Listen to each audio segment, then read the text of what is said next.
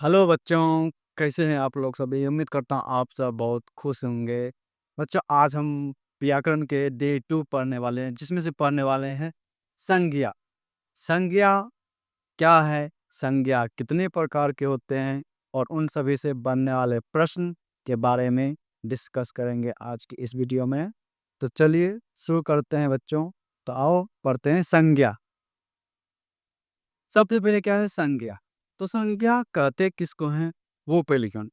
संज्ञा किसको बोलते हैं? तो किसी व्यक्ति, क्या बोल रहे हैं, किसी व्यक्ति, वस्तु, स्थान या भाव।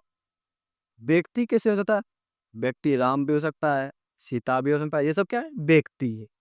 वस्तु कुछ भी हो सकता है, टेबल, कुर्सी, ये सब क्या है? वस्तुएं हैं। स्थान, पटना, जिस गांव में तुम रहते हो उसका भी नाम तो होगा ना, स्थान का नाम तो होगा ना। राजधानी का नाम है दिल्ली, बिहार, उत्तर प्रदेश, ये सभी क्या है? स्थान है। या भाव, तो भाव क्या होता है बच्चों? गिरना। जैसे उससे तुम बहुत गुस्सा हो अपने फ्रेंडों से, तो कितना गुस्सा हो, जानते हो क्या?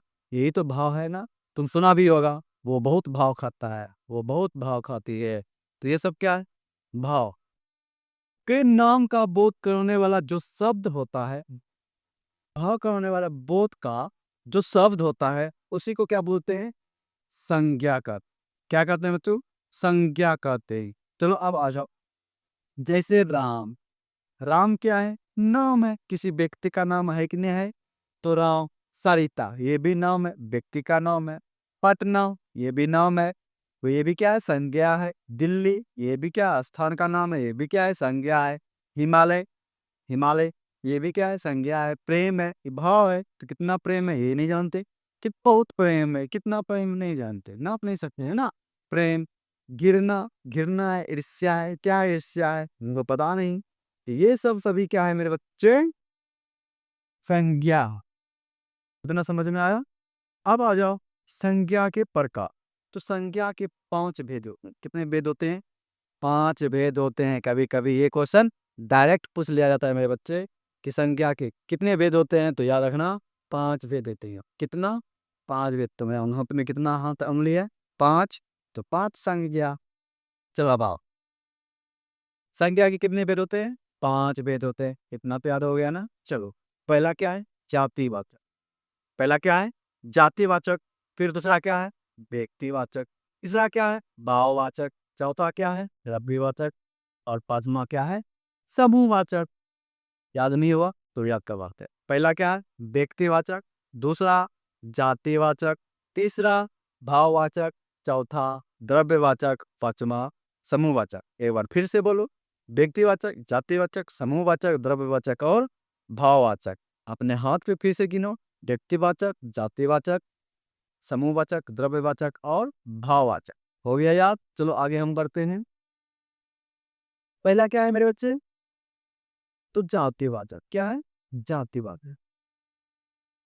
अगर किसी पूरे जाति का बोध हो, किसी व्यक्ति, स्थान या किसी का, तो उसको हम बोलते हैं व्यक्तिवाचक। जैसे आदमी, यहाँ पे क्या है? जिस संज्ञा में बच्चों पूरे जाति का बोध होता हो, तो उसको क्या बोलेंगे?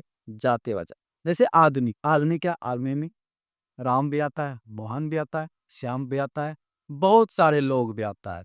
यानी यहाँ आदमी सब है, लेकिन नाम सबका अलग अलग, लेकिन है तो है क्या? आदमी है। तो ये क्या है? आदमी जातिवाचक है। अगला बढ़ेंगे तो गाय। गाय काली है, लाल है, पीली है, ये सब नहीं, सिर्फ गाय। अगर हम बोलेंगे लाल क्या है, तो गाय है। यानी गाय के बारे में बोला गया है। कौन सा गाय? ये पूरे जाति का बोध हो रहा है, तो यहाँ पे गाय क्या है? जातिवाचक है। तो आगे बढ़े। आगे क्या है? व्यक्तिवाचक संज्ञा। जब किसी व्यक्ति या स्थान के नाम का बोध हो, उसको बोलते हैं व्यक्तिवाचक संज्ञा। जैसे मैं नाम ले ली, रमेश। रमेश क्या है? किसी का नाम हो सकता है, यहाँ पे लड़का या लड़की दोनों हो सकता है, यानी रमेश। तो रमेश क्या है? व्यक्तिवाचक। अगला क्या है? गंगा। गंगा क्या हो सकता है? किसी लड़की का भी नाम हो सकता है, गंगा नदी भी हो सकता है, गंगा किसी और का भी नाम हो सकता है। यहाँ पे कौन गंगा है हम नहीं जानते, लेकिन नाम है। तो नाम ये क्या है? गंगा भी क्या है? व्यक्तिवाचक संज्ञा है। क्या है? व्यक्तिवाचक संज्ञा। जल्दी बताओ। महात्मा गांधी, महात्मा गांधी क्या है? व्यक्तिवाचक संज्ञा, व्यक्तिवाचक संज्ञा है। आगे आ जाओ। आगे है भाववाचक संज्ञा। क्या है मेरे बच्चे? भाववाचक संज्ञा।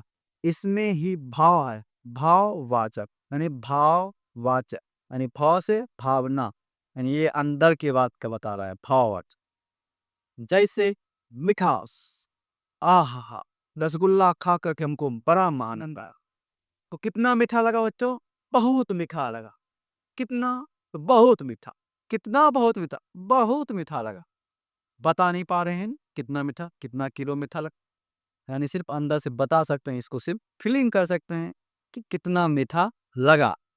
उसी तरह ईमानदारी, ईमान, ईमानदारी, ईमानदारी, तुम कितना ईमानदार हो? जैसे राम ईमानदार है, तो कितना ईमानदार है? बहुत ईमानदार है सर। अरे बताओ ना कितना ईमानदार है?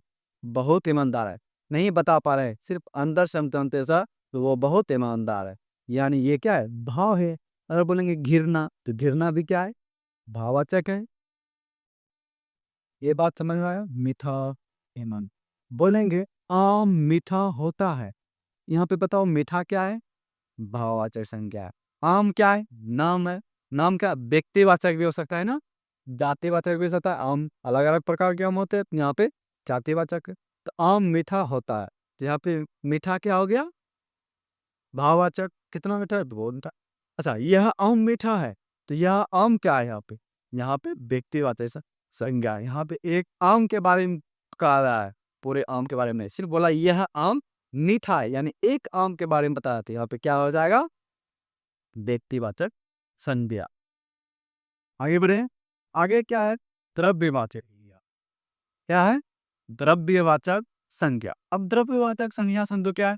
द्रव्यवाचक संज्ञा उसको बोलते हैं जिसको तुम नाप सकते हो और तौल सकते हो, उसी को बोल सकते हैं द्रव्यवाचक संज्ञा। क्या बोल सकते हैं? द्रव्यवाचक संज्ञा, जिसको नाप सकते हैं और तौल सकते हैं। उदाहरण के तौर पे जैसे सोना। सोना क्या है? सोना को तुम क्या नापते हो? यस सर, नापते हैं। तौलते हो? यस सर, हम तौलते हैं उसको, यानी उसको हम तौल रहे हैं, नाप रहे हैं। यानी वो क्या हो गया? द्रव्यवाचक संज्ञा। चांदी, चांदी को क्या तुम तौल सकते हो? यस सर, हम तौलते हैं, नापते हैं उसको। ये भी क्या? द्रव्यवाचक। जल्दी बताओ, तुम घर में चावल खाए हो आज क्या? यस सर, तो चावल क्या है? जल्दी बताओ। भाववाचक कि द्रव्यवाचक? भाव यहाँ पे क्या हो जाएगा? नापते हैं ना सर, तो चावल यहाँ पे क्या हो जाएगा? भाववाचक। अच्छा, तुम क्योंकि उस पे नाप और तौल सकते हैं। नहीं बना। अब अगला क्या है? समूहवाचक संज्ञा। समूहवाचक संज्ञा। समूहवाचक किस कर सकते हैं? ऐसा संज्ञा से पूरे समूह का बोध होता हो, पूरे झुंड का बोध होता हो, उसको क्या बोलेंगे? समूहवाचक संज्ञा। जैसे तुम कभी मेला गए हो, उस मेला में क्या होता है? पूरा का पूरा झुंड होता है, एकदम समूह में होता है मेला, तो क्या है? समूहवाचक संज्ञा है। उसी तरह कक्षा, और मुझे कक्षा में लड़का और लड़की दोनों बैठता है और अलग अलग जगह से सब आता है और एक समूह में सब बैठते हो, ये भी क्या है? समूहवाचक संज्ञा। अगला है आर्मी। आर्मी क्या है? तो आर्मी का फोर्स होता है, एक समूह होता है, तो उसको भी क्या बोलेंगे? समूहवाचक संज्ञा। जल्दी बताओ, कमेंट में तुम बताओ, मंडली कौन सा संज्ञा है? मंडली कौन सी संज्ञा? ये कमेंट में तुम बता दो। अब आगे बच्चों, बस इतना नहीं चीज पढ़ना है। आगे हम क्या लिखे हैं बच्चों, ध्यान से सुनो। देखो, कम से कम क्या बोल रहे हैं? कम से कम मेरे बच्चे 50 ऑब्जेक्टिव क्वेश्चन उनको जरूर बनाना ही है। इस पर तो संज्ञा के ऊपर, तो संज्ञा के ऊपर तुमको 50 ऑब्जेक्टिव जरूर बनाना है, चाहे तुम 10वीं कक्षा में पढ़ते हो या 12वीं कक्षा में पढ़ते हो, ये दोनों के लिए उपयोगी है। तुम इसके लिए ऑब्जेक्टिव बनाओ, प्रैक्टिस करो, उससे और अच्छा से समझ में आ जाएगा मेरे बच्चे। कोई दिक्कत नहीं ना? तो नहीं, स्माइल कर दो और एक लाइक कर दो इस वीडियो पर। तब तक के लिए बाय बाय। जय हिंद दोस्तों।